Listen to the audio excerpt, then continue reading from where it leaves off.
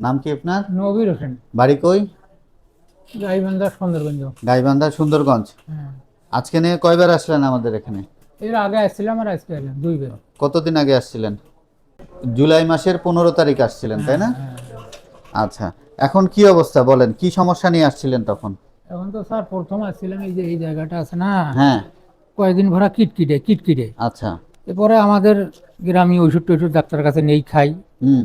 এরকম আরো কম রেঞ্জে আছে, ওষুধ খাই খাই ভালো হয়, তো সেবার কেন ওষুধ খাই ভালো হয় না। হুম। না পাই যখন ভালো হয় না, তখন আপনার এখানে আসি।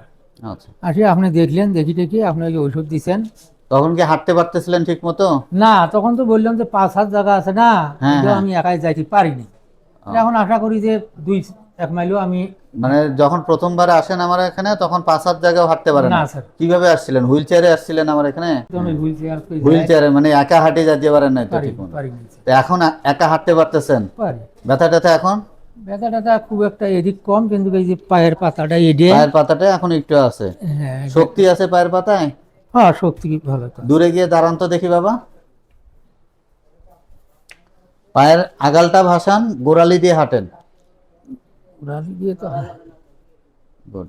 আচ্ছা, তাও একটু হাঁটা যায়, ঠিক আছে, দাঁড়ান। এখন আঙ্গুল দিয়ে হাঁটেন তো দেখি। এই আঙ্গুল দিয়ে হুম। এদিক থেকে। হাঁটেন।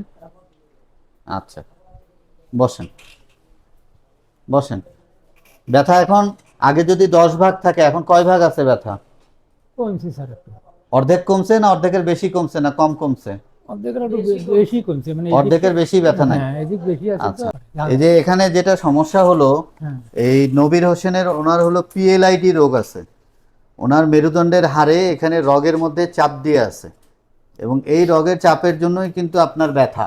জি স্যার। এবং এই রগের চাপটা পায়ের যে রগ আছে সেই রগের গোড়া ওখানে, হ্যাঁ, এই জন্য এই ব্যথাটা ওই কোমর থেকে পায়ের দিকে আসে। আসে।